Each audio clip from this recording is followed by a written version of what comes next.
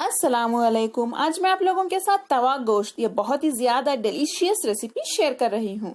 ये Bakrid special dhaba style तवा गोश्त की रेसिपी है। तो चलिए इसे बनाना हम शुरू करते हैं। तवा गोश्त बनाने के लिए सबसे पहले हम गोश्त गला लेते हैं। गोश्त गलाने के लिए आप हमेशा प्रेशर कुकर का ही यूज करें।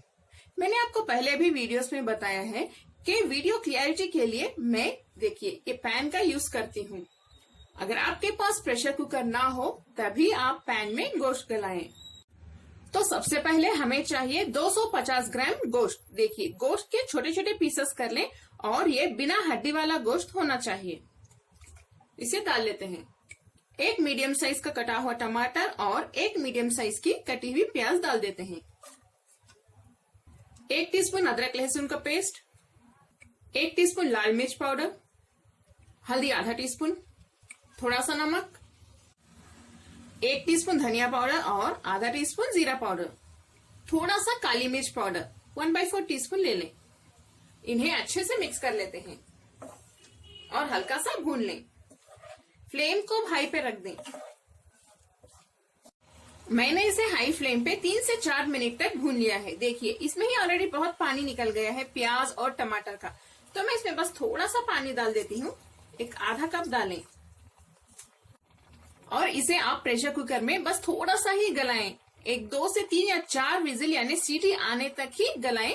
गोश्त बस एक 70 to 80% ही गलना चाहिए, क्योंकि तवे के ऊपर फ्राई करते वक्त अगर आप ज्यादा गोश्त गला देंगे वो टूट जाएगा, इसीलिए बस थोड़ा ही गलाएं।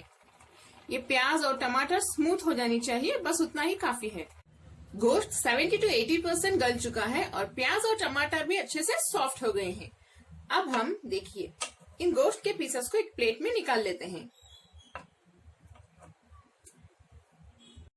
सभी गोश्त के पीसेस तो मैंने इस प्लेट में निकाल लिए हैं और इस मसाला को भी हम एक सेपरेट से बाउल में डाल के रेडी रख लेते हैं, बाद में हम इसे यूज करेंगे। एक तवा लेके मैंने इसके ऊपर 2 टेबलस्पून तेल डाल लिया है। तेल को अब हम गर्म होने के लिए रख देते हैं। तेल गर्म हो चुका है। अब मैं इसमें गोश्त के पीसेस डाल देती हूँ। हाई फ्लेम पे हम इन्हें फ्राई कर लेते हैं।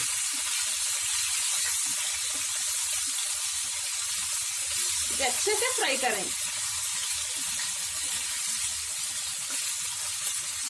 गोश्त के पीसेस को मैंने अच्छे से फ्राई कर लिया है हाई फ्लेम पे 3 से 4 मिनट के लिए। देखिए ये क्रिस्पी भी हो गए हैं।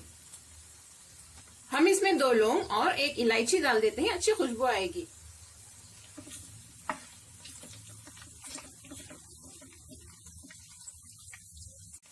नेक्स्ट इसमें धीरे धीरे से मसाला डालते जाइए और इसे भूनते जाइए।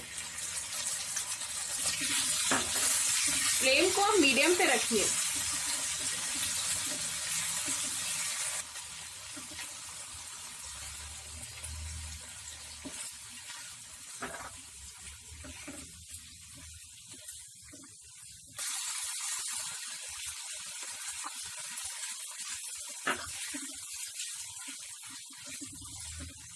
देखिए इसी तरह मीडियम फ्लेम पे अच्छे से फ्राई करते जाइए।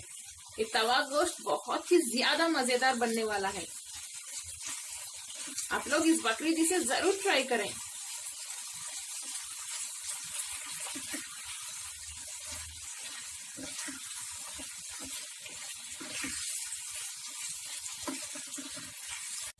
हम इसमें थोड़े से बारीक कटे हुए धनिया के पत्ते डाल देते हैं।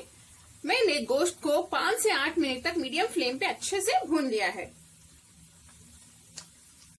2 बारीक कटी हुई हरी मिर्च और 2 या 3 चुटकी गरम मसाला पाउडर। इसे अच्छे से मिक्स कर लें। देखिए तवा गोश्त की रेसिपी थोड़ी स्पाइसी ही बनेगी। अगर आपको स्पाइसी ज्यादा नहीं पसंद तो आप इसमें लाल मिर्च पाउडर और हरी मिर्च अपने टेस्ट के हिसाब से डाल लें, क्योंकि स्पाइसीनेस का डेफिनेशन हर घर में अलग अलग होता है। थोड़े लोगों को बस आधा टीस्पून लाल मिर्च पाउडर से ही बहुत ज्यादा स्पाइसी लग जाती है रेसिपी, और थोड़े लोगों को हम अगर 2 टीस्पून लाल मिर्च पाउडर डालेंगे भी तो उन्हें स्पाइसी नहीं लगता। इसीलिए अपने घर वालों के टेस्ट के हिसाब से आप बनाइए, यानी लाल मिर्च पाउडर डालिए। इसमें मैं थोड़ा सा लेमन जूस यानी नींबू का जूस भी डाल देती हूँ और भी टेस्टी बन जाएगी ये रेसिपी हमारी। इसे भी मिक्स कर लें।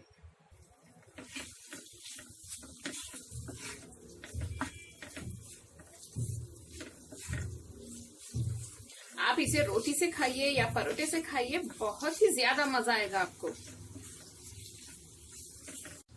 मजेदार तवा गोश्त की रेसिपी अब तैयार है। चलिए अब हम फ्लेम बंद कर देते हैं। कमेंट्स में जरूर बताएं आपको मेरी आज की रेसिपी कैसी लगी। अगर आपको मेरी रेसिपी पसंद आई तो प्लीज मेरे चैनल कुक विद फेम को सब्सक्राइब करें और बेल आइकॉन भी प्रेस कर दें। वेजिटेरियन रेसिपीज के लिए आप मेरे चैनल वेज विद फेम को भी सब्सक्राइब कर लें। इस वीडियो को लाइक करें और अपने फैमिली और फ्रेंड्स के साथ शेयर भी करें। अस्सलाम वालेकुम।